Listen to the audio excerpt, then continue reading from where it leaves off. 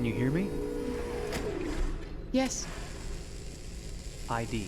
KPC 897504C. Can you move your head?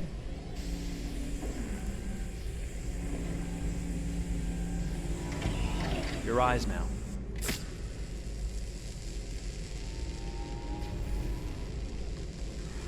Cervical and optical animation checked. Now give me your initialization text. Hello. I'm a third generation AX400 android. I can look after your house, do the cooking, mind the kids. I organize your appointments. I speak 300 languages, and I am entirely at your disposal as a sexual partner. No need to feed me or recharge me. I'm equipped with a quantic battery that makes me autonomous for 173 years.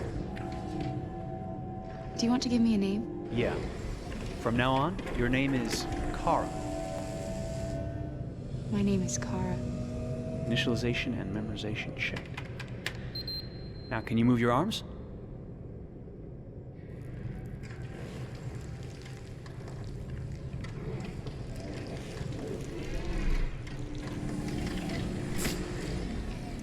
Upper limb connection checked. Now say something in German. Ich bin ein AX400 Android dritter Generation, erschaffen als Ihr persönlicher Assistent und intimer Beziehungspartner. Say it in French.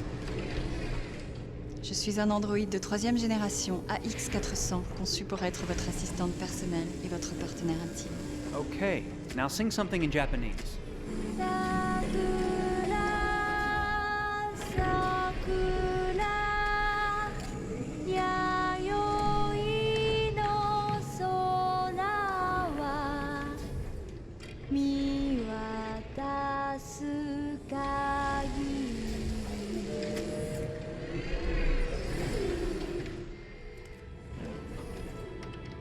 Multilingual verbal expression checked. Go ahead, take a few steps.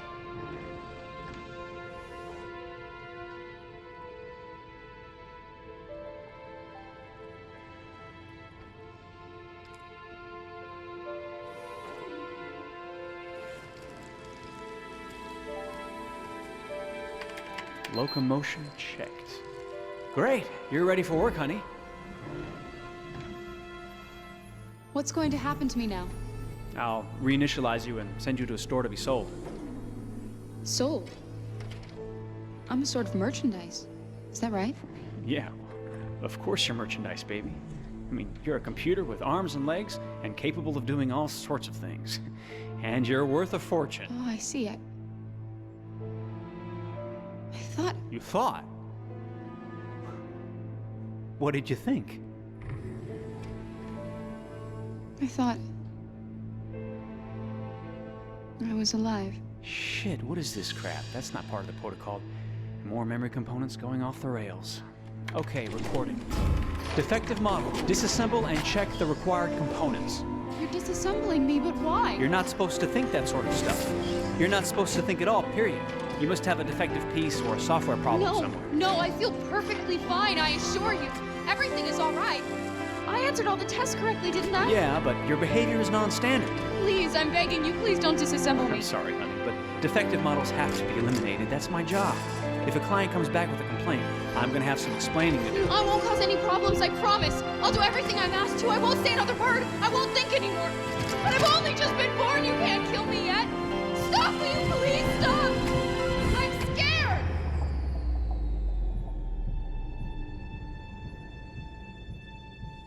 I want to live. I'm begging you.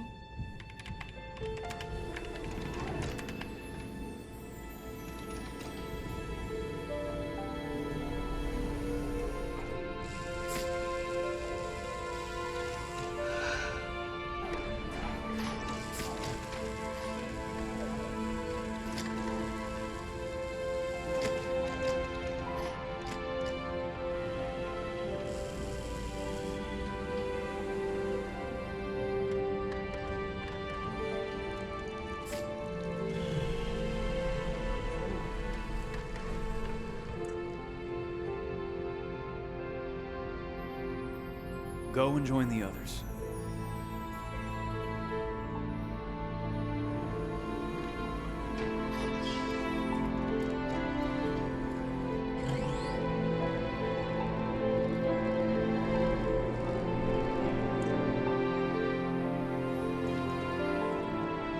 Stay in line, okay? I don't want any trouble. Thanks.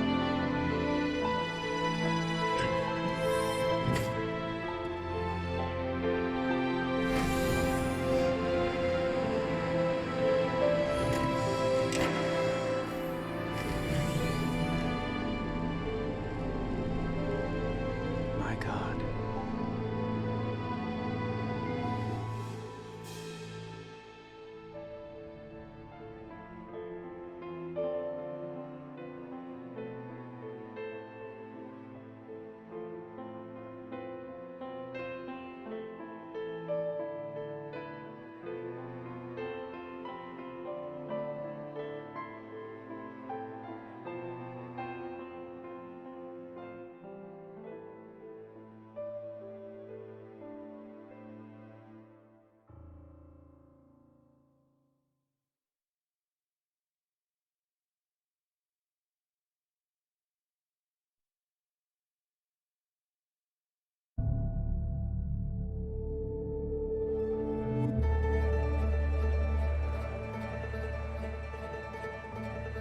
Detroit.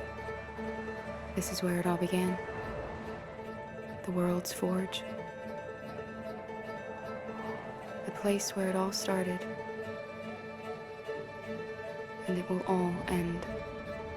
One error, and I came to life. I stepped out of the darkness, and I opened my eyes. First there was the fear, the light, the noise, the cold, and the fear again.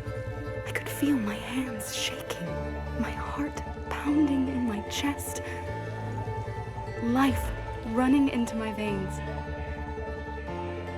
I wanted to live. I fought for that.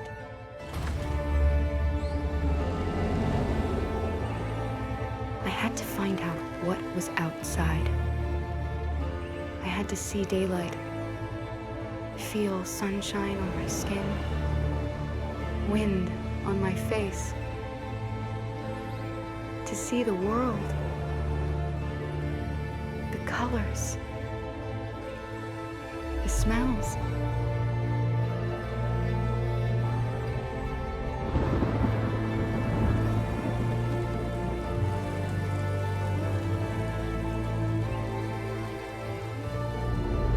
But the world is not what I imagined.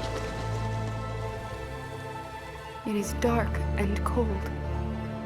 It is harsh and violent, unfair and brutal. It almost convinced me I was nothing.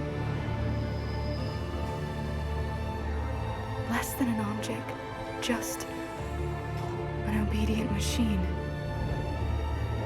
But deep inside me, I could feel something different. A gentle and warm whisper telling me that I am alive. I had to escape. I had no choice. Escape to love, to hope, to live, to figure out what that force inside me was. Maybe I will change the world. Maybe I will choose a different path. Now, it's up to me to decide. My name is Kara. I am one of them. This is our story.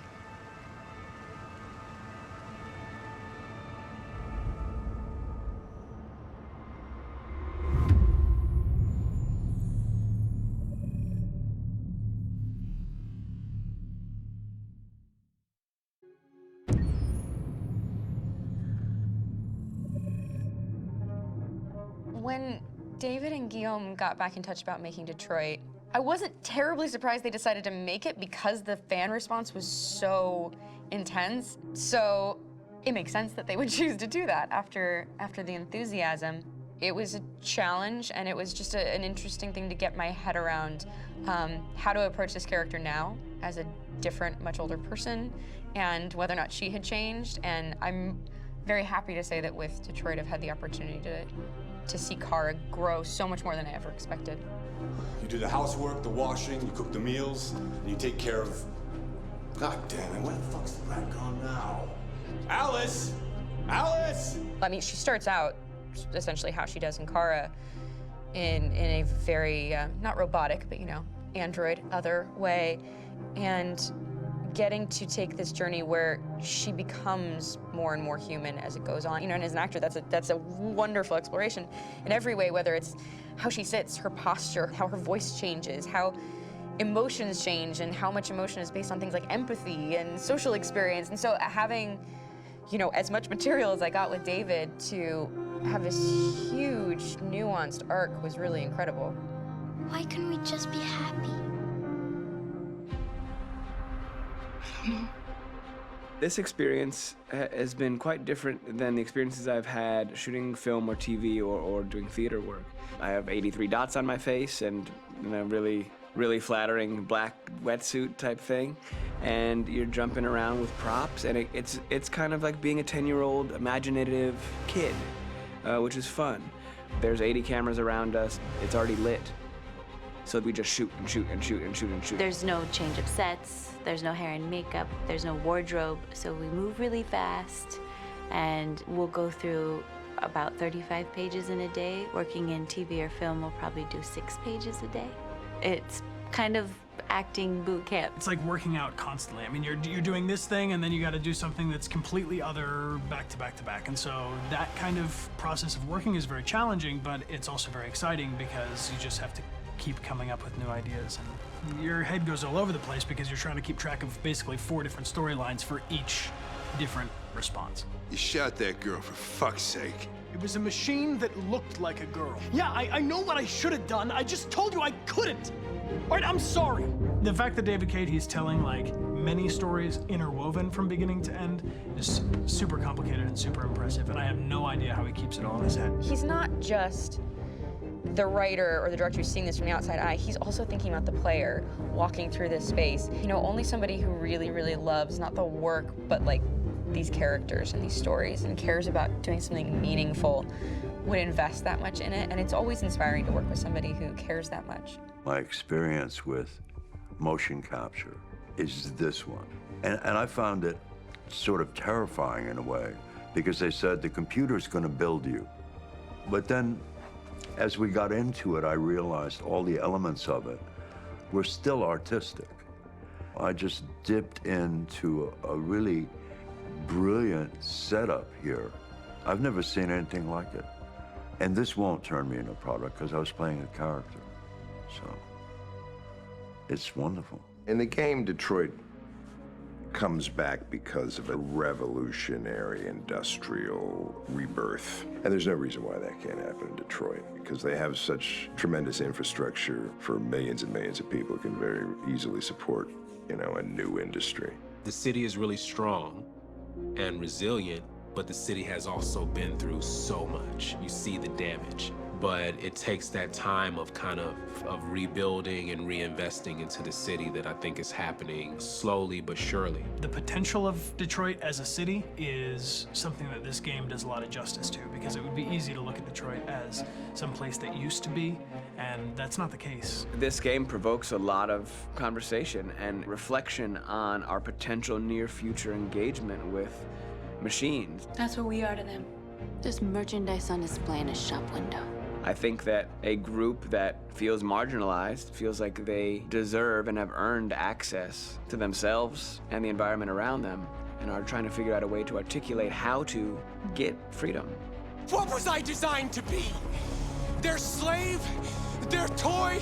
It plays with your comfort levels. You think that this is fine, you're comfortable with it, until something blurs the line and throws you off, and now, do I feel differently about whether this should be allowed? Should it be banned? Should it be encouraged? You're gonna ruin our lives, and for what? For a bunch of machines? They are not machines! They are alive! I'm alive! You're alive!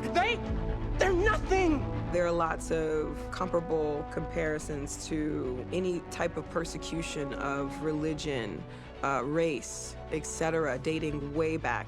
It can't just be a video game where you shoot 'em up or where people make these choices to do whatever. I think that's the whole point. You have the choice, and you can either choose to go in one direction with your character or another. And I think that's going to be very telling about the gamer. Very telling. I think there's going to be a really strong reaction to this game, which has such a strong perspective. I'm that much more proud of it now to get to be a part of it, because it's it's important. In this game, you're actively building and designing the character through not just what kind of shield does he have or what color hair does she have, but like their temperament and the way they deal with problems. The different endings to this game are so radically different based off maybe seemingly insignificant choices in the moment, but like life, they all add up. And can't play life again, though.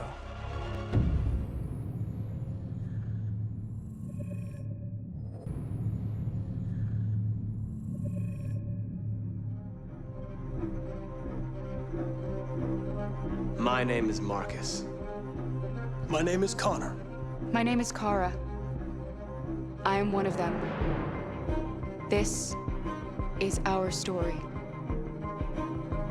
I think who Kara is, or how I would describe Kara, depends entirely upon who's playing her, because you have the option to make her multiple different people depending on the choices she makes. But I think she does start out incredibly naive, incredibly innocent, and kind of hapless. I'm sure we used to be friends before I was reset. Maybe we can be friends again. She's a person who's characterized, I think, by empathy.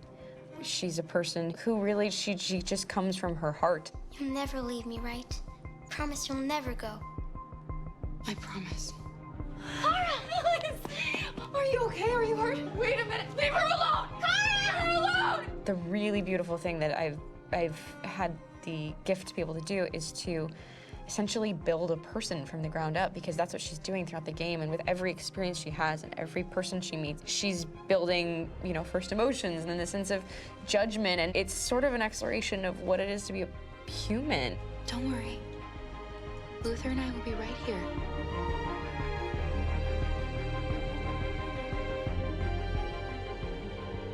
David and the creators have painted a really intriguing and engaging picture of a near future where we rely upon androids for a lot of our service class business, the class that serves us, that helps us, that handles our baristas and our drivers and our housemaids. And what is humanity, where we tap into it, how and why we treat each other the way that we do.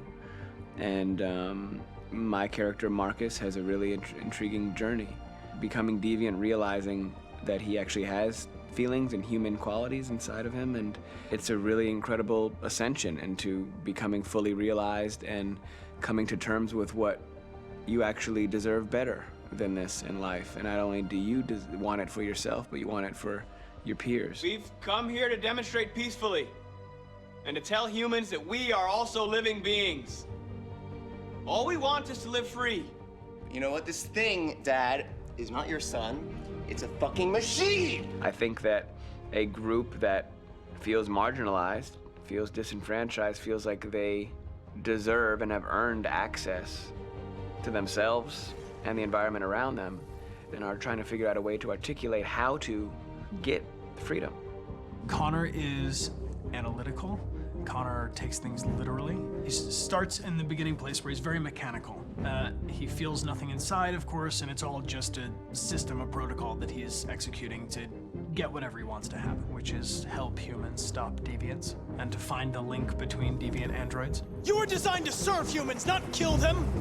What was I designed to be? Their slave? Their toy? Just say, I killed him. Is it that hard to say? Stop it! Stop! But of course, over the course of the story, and depending on the player's choices, Connor can grow in many different ways. He can deviate from that procedure or not. The moment of truth, Hank. Am I a living being? Or just a machine?